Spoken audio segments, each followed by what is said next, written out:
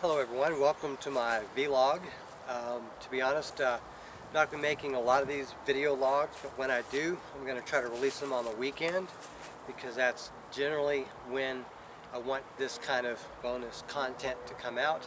I'm completely happy with Monday through Friday, my normal videos consisting of rounds that we play or maybe a disc review or bag review or whatever, disc golf product review. But basically everything that I'm going to do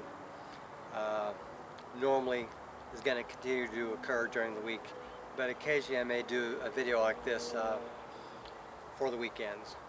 So this video is going to focus primarily on areas of improvement that I want to work on, and I'm not going to go over every single aspect of possible improvement in this video, just ones that I'm working on.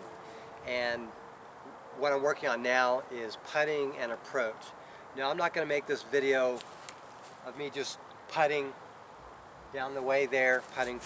I'll do other videos on that where you get to see more about putting practice.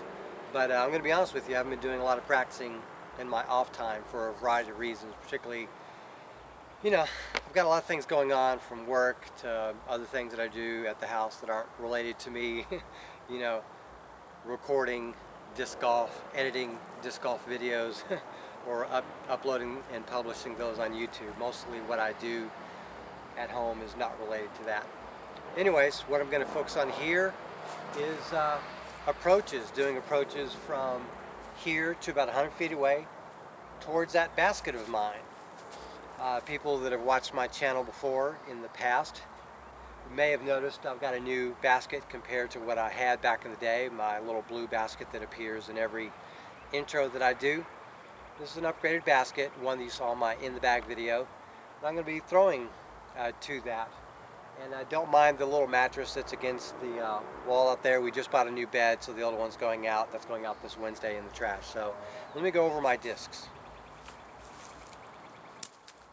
So generally when I putt, I've got one disc that I putt with, and that is my Aviar.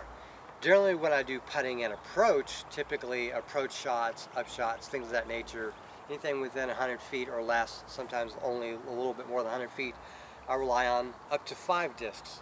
That Aviar that I mentioned, my Aviar 3 in XT plastic, my Aviar X3 in Champion plastic, so you can see that I'm going for more overstable. And those are all your typical 1 centimeter, 10 millimeter thick rims or so. Then I go up to a little bit higher speed, a little bit more overstable putters, generally speaking, and that's my Hydra in a even tougher R-Pro plastic, and my Pig in Pro plastic. This is, I think, Driver Pro plastic, but it could be like, I don't know, it's very hard, rigid, and durable, and this thing has not lost any stability since I bought it a year ago. Those are the 5 discs that I generally approach with for anything generally under 100 feet, or sometimes a little bit more than 100 feet. So primarily what you're going to see in this video is me going from here to there, from either backhand or from forehand or sidearm. And basically the reason I've decided to get back into doing this, resolve to do this more often, is because Sean and I played Northside Church, and we did worse than we did literally 7 months prior in our previous scramble. And a lot of it had to do with our drives off the tee, but more than our fair share of upshots and approaches were completely botched, giving us bogeys that we shouldn't have had. And so when we were done with that, Sean and I consulted each other, and we basically decided, you know what, we're going to go ahead, or I'm going to go ahead and spend more time with the short distance approach shots and upshots to get us closer towards the basket. Sean, in and of himself, is not going to be doing any of this on his own free time. He's got enough stuff to do anyway, so he's just going to show up and play.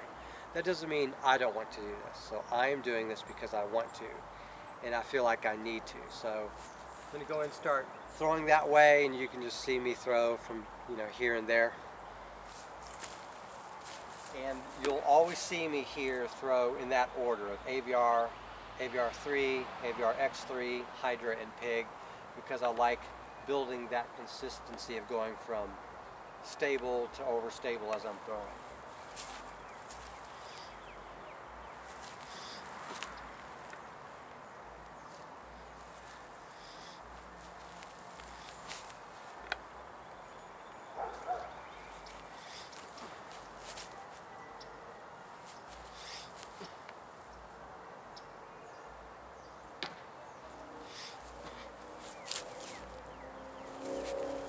see how wide it varied those throws were? They were good for the first 2 or 3, and then they sort of changed a bit. That's me trying to compensate for the speed of the putters, and I'm going to have to change that and try to be more consistent. And consistency is what I'm trying to work on here. I should have actually recorded that because I made 4 out of those 5 putts into the basket. The one that was the furthest out was my pig. That one I did not make it in, but it missed and fell right down, and the other 4 I made. So I'll try to include those after every set of throws, just so you can kind of see what I'm working on. But again, today I'm not even interested in practicing putting. I'm just interested in practicing throwing, and particularly throwing within 100 feet. From where I'm throwing to that basket is approximately 100 feet. It's almost exactly 100 feet. And another thing I wanted to mention is one of the reasons that I was not able to practice putting, approaching, since that Northside Church game is we had over a week of this whole winter storm business where everything went really cold really quickly. And I get a lot of people up north are used to 30-degree weather, 20 degree, sometimes sub-zero weather in the winter, and they're just used to that. I'm going to be honest, I'm a Houston boy. I was born and raised here. I'm 50 years old right now. All but 10 years of my life have been living in Houston, and the 10 years I didn't live in Houston, I still lived in Texas. And we're just not used to it. And I know some of y'all probably get annoyed at us complaining about the cold, but it's cold to us and it's relative. And we just don't practice in the snow. You know, it is what it is. And we also had issues with the power going out, and our pipes burst in the house in the attic, so we've been without water for several days. So quite frankly, just haven't done any practicing whatsoever. Also, some people have asked us, you know, quite honestly enough, good questions. Why do you make so many videos? How do you even make 7 videos a week, every week for over 3 months? Well, I'll tell you how. We play 2 games a week minimum that are 18 holes. Sometimes it'll be like 9 holes on one day, like a Wednesday. Other days it'll be like 18 holes on a Saturday or Sunday. We almost always play on a Wednesday. If we can't make Wednesday, we do Tuesday or Thursday. And we almost always play on a Sunday. And if we can't make Sunday, it's usually a Saturday. That's our schedule. 1 during the week, 1 on the weekend. And we tend to get between 9 and 18 holes in that midweek game. And we tend to do a minimum of 18 holes on the weekend game, on Sunday or whatever. And sometimes we'll get another 9 holes in, or when we're really adventurous, we get 2 18-hole games in. 9 holes makes a video. 18 holes makes 2 videos. So if you do, say, 18 holes middle of the week, 18 holes, you know, at the end of the week, that's 4 videos right there. And quite frankly, we're able to easily do that fairly often. And I try to do content in between these videos. So that's why this vlog is going to be released on a weekend, because it's not tons of exciting, you know, disc throwing action. It's me just rambling with some disking. But that's how we're building our schedule. Is I do all the video editing myself using a $600 PC that I built 8 years ago, and you know, it is what it is. So let me do some more throwing. That came out early. I got a slight injury on one of my fingers. That's been hurting. It's healing, but still.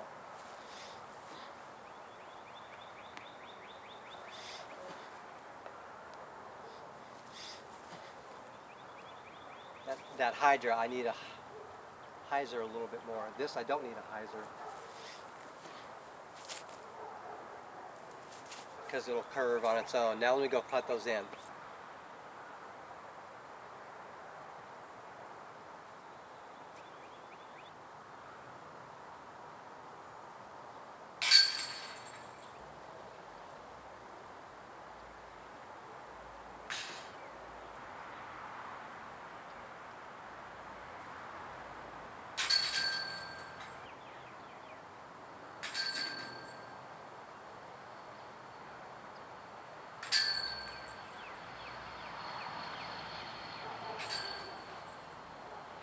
So quite frankly, what I'm interested in doing here is practicing as if I'm throwing for par or a bogey. I'm a bogey player, like I've mentioned in previous videos. I'm not a par or scratch player. When I'm playing solo, I almost always expect a bogey or a par. I almost never expect a birdie, and I'm thankful when I get one. So I'm pretending as if I have a 100-foot upshot towards the basket. I've already made my drive or whatever to get to here. Maybe I screwed up and I'm only halfway to the basket and I got to get to the other half. Instead of being angry about it, whining about it and whatever, I need to get good at throwing from here to there. That is what I'm supposed to practice.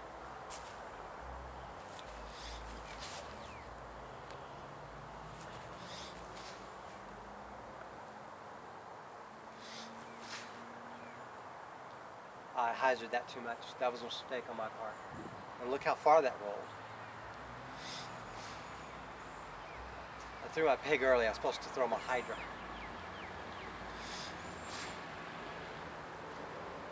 I tried hyzering that and throwing it out so it'll come in, but I ended up throwing it flat. So it came out at the release angle that I wanted, but because I didn't hyzer it, it flew straight. And the hydra is not as overstable as the numbers imply. In my opinion, the hydra is just like the dart. It's supposed to fly straight. I would actually redesign the numbers for the hydra as slightly less stable than it really is, but that's just me.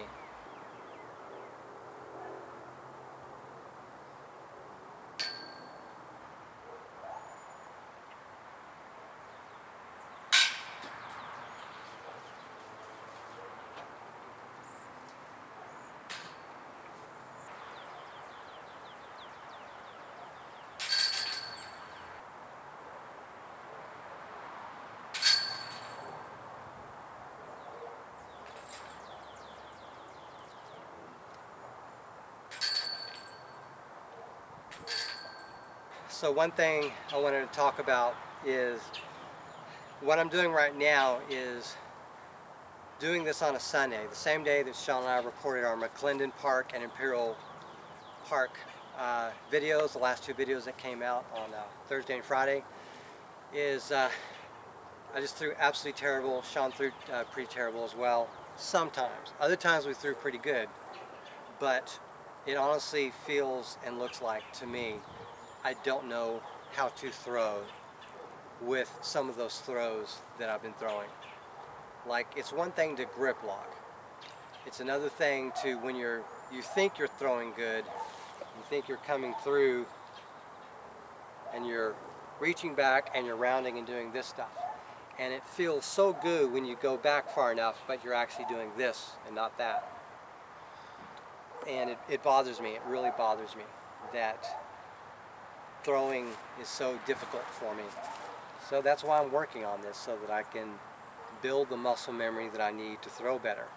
And honestly, it does feel like I don't know how to throw, or I don't know how to putt sometimes when I'm on the course. So I can't get the power, the release, I can't get that, I can't get this right, and it's really weird. I can't explain to you. It's like, what if you just forget how to walk? Or what if you just suddenly forget how to ride a bike? That would be weird. That's what it feels like when I'm throwing. I haven't sufficiently built the muscle memory, the mind-muscle connection to throw in such a way that it's at least in the ballpark of being remotely consistent.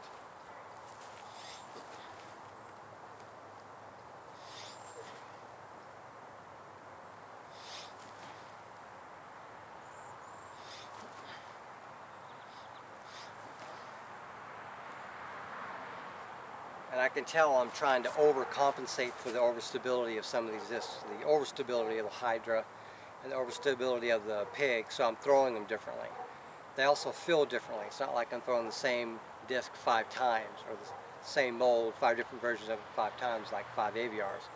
These are 5 different discs increasing in stability, and the rim thickness or wing width gets bigger with each one, particularly aviar to aviar 3 and X3, and then those two to hydra and pig, which are 1.4 centimeters or 14 millimeters thick. So those feel different. So I can tell when I grab them, I'm holding them maybe differently, or trying to hold it normally and then throw it in such a way that they fly an intended flight path. That is the challenging thing about disc golf and throwing.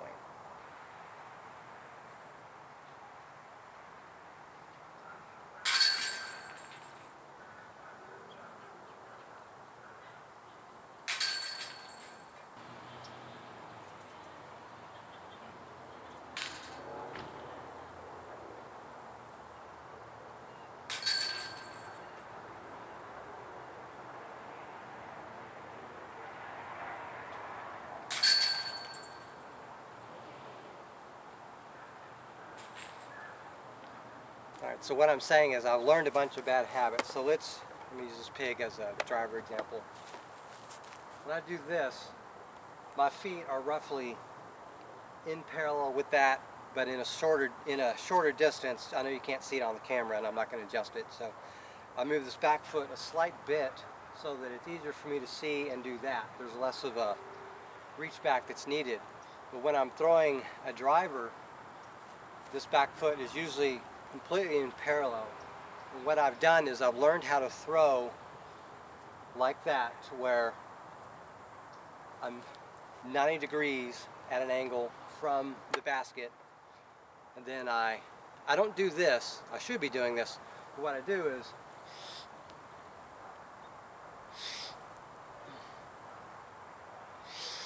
I try to go back to like pulling that ripcord on the lawnmower. I'm not trying to do that, but that's to emulate in mind kind of what I'm doing. And it's like, if I rotate even more, I can, and so that's how I throw. And I've gotten good at throwing with the rounding reach back business, because I do it enough, and it's throwing. If I can throw 250, 280 feet doing this, that's still a throw. A throw occurred. It just didn't occur with the correct form. And that has a consequence, not just in the very low reliability of the disc coming out and releasing at the right moment in time to go in the right direction.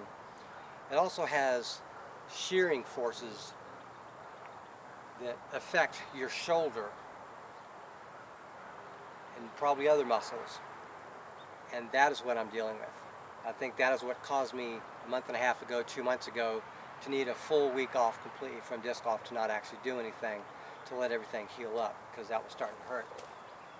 So I am trying to reach back,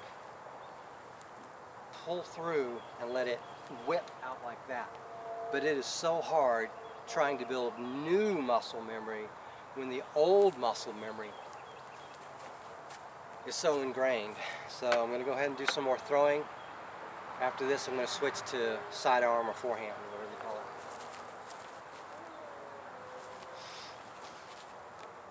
I Anheusered that.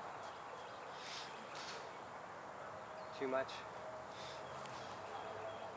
Same deal. I'm just grip locking that. So that's how I throw, guys. It's completely fucked up.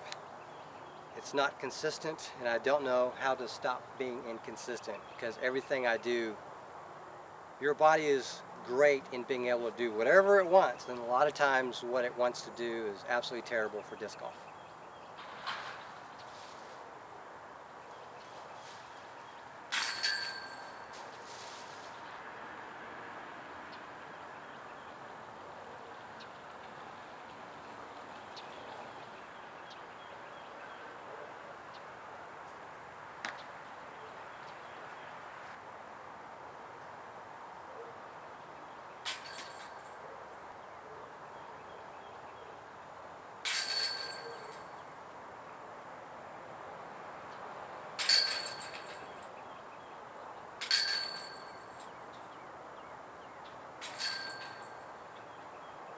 So I know a lot of you heard this saying, you can't teach an old dog new tricks.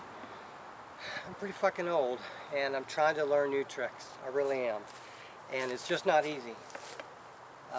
You know, I started looking into YouTube videos over a year after I started playing disc golf, and by that time I built a number of bad habits. So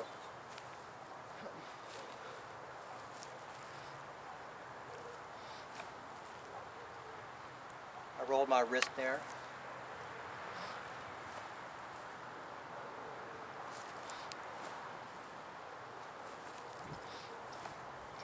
That was a deliberate rolling of my wrist, as was that.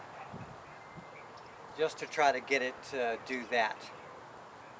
Another thing, overstable putters do make a distance even at short range, so don't feel like they're all alike. They do matter even at 100 feet or less.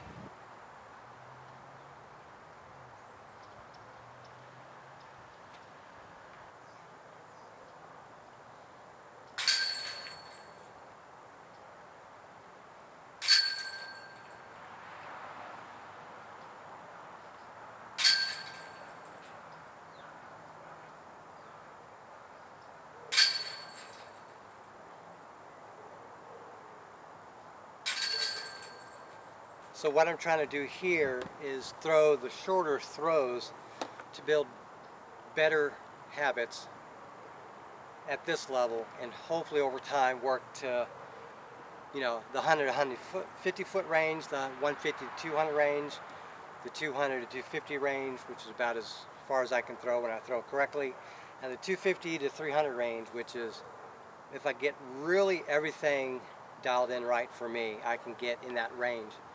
So I'm working in the 100 foot range, 100 foot or less. It's just going to take more time to dial in those longer throws than it will the shorter throws. Also, you can do a lot more throws at the shorter distances because it requires less power, less torque, and other shearing forces, so you can recover quicker and you're damaging less over time at the very small level. So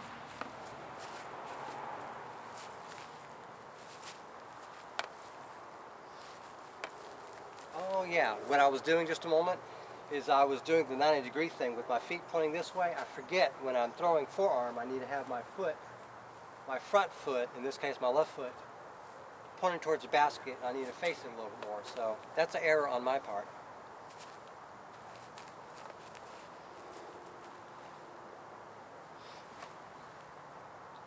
I rolled that a slight bit. The thing about this AVR 3 compared to my AVR, particularly these two, the 3 and the X3, is I can tell this feels, I know what straight is here, and hyzered and anhyzer, so I can feel what a straight release is like.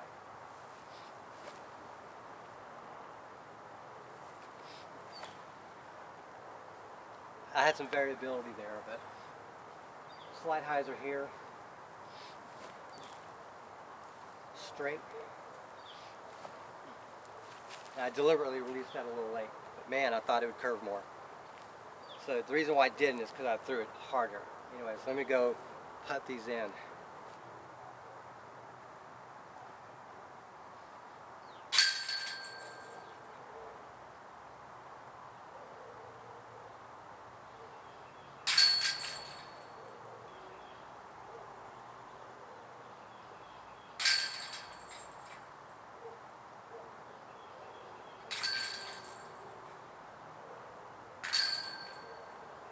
So two things that Sean and I need to do between these rounds, essentially, that we play, you know, twice a week, is we need to, number one, train on our off days.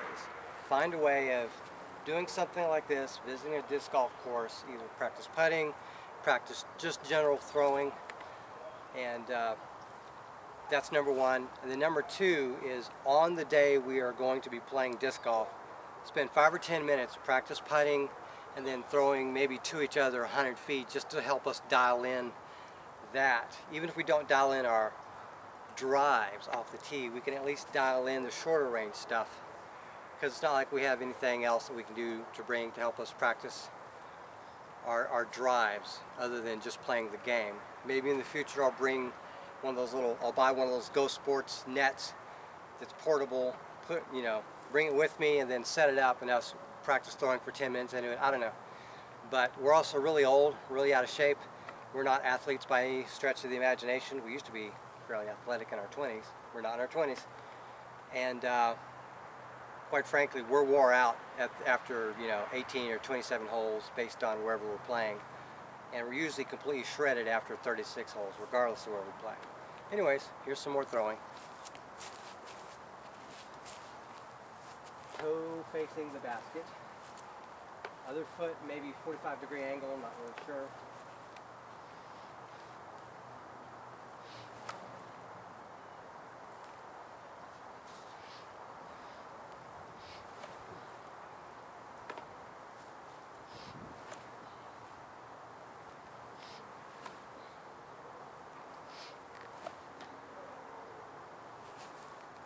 I am much happier with those throws. Let's go putt them in.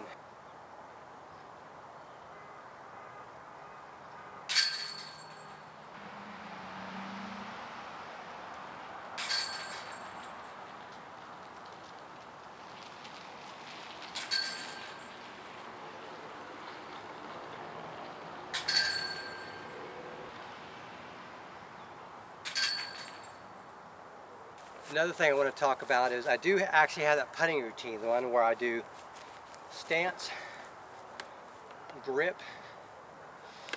line, where I'm building a line, and then I'll let it rip. I'm not focusing on that when I'm out there. Too often I just sort of naturally do whatever, and then I throw, and then it's off. Or sometimes I am sort of emulating or what it looks like to me do that, but I'm not actually saying grip, you know, stance, grip, line, rip in there. I'm not actually performing that work. It's a matter of putting in the time, the effort into doing the routine, and then actually doing the routine when you need to do it. And I'm going to be honest with you, I've not been doing it on the course like I should. I've missed some super easy putts because I don't do that. So muscle memory is one thing, but if I'm not even setting the stage to use the muscle memory, that's my own sabotage. Up, straight forward, toes, feet straight. Slight hyzer. Straight. Oh. I got too busy thinking about the grip. I completely didn't do the line. And that stance, grip, line, rip works for every type of throw. Stance, grip, line, rip. See? Stance. And this disc in particular is not easy to grip like this. For someone like me, I don't even grip drivers like this. Stance, grip, line, rip. Stance, grip, line. Ah, I turned my wrist. See? I turned my wrist in the throw at the end of it, and the disc came out late and with flutter. So, yeah.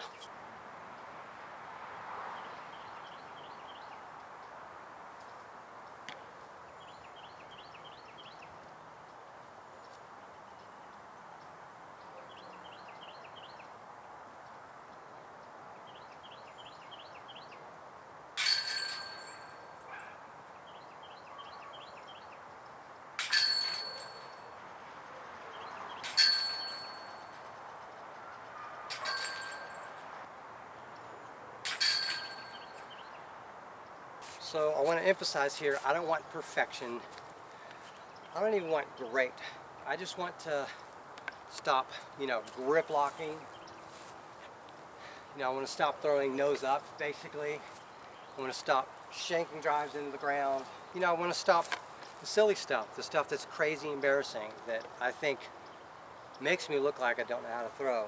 I mean, you could compile all my worst throws and it looks like I've never picked up a disc before, or I've picked one up and was never shown what to do, and I'm improvising as a new learner. And the fact is I'm just not throwing correctly. The form isn't there, the muscle memory, and I need to put in the time to stop doing that. But I need to build the good habits and stop doing the bad habits. I'm going to do one more set of throws and I think I'm probably going to wrap it up. All right, stance. Grip,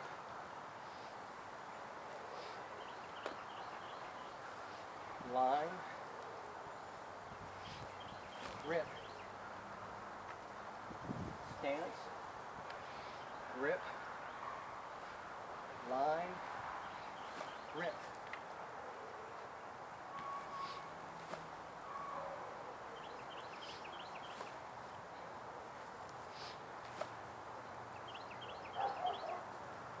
And then you can try to build that muscle memory.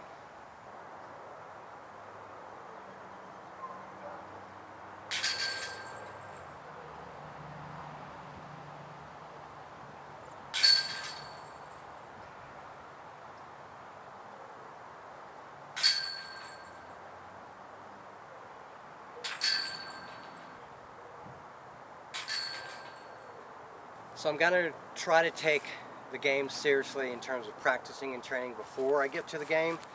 And then when we get to the game, do a little something beforehand, so our first throws aren't off the tee pad on hole 1.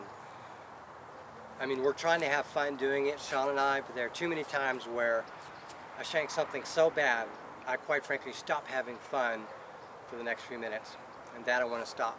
You know, I'm not ever going to get a PDGA number, not ever going to go pro, I'm not ever going to play any tournaments, I'm not going to make money playing disc golf because I'm not that good, and I'm never going to get that good. Even at the lowest level recreational tournaments out there, it's possible Sean and I might go to them and play, but neither of us are going to pay for a PDGA number. And that's just how it is. So the main thing is we're trying to have fun. And I have fun 80 to 90% of the time. And then there's that 10% or slightly more where I shank something where quite frankly I'm butthurt for the next 2-3 minutes. And I know Sean's tired of dealing with it, I'm tired of dealing with it. So I just want to get better, but I'm also going to work on my mindset, and maybe I'll go more into mindset in my next vlog, which will probably be another 3 months down the line. It's right that I produce these vlogs. Anyways, thank you very much for watching, and have a great day.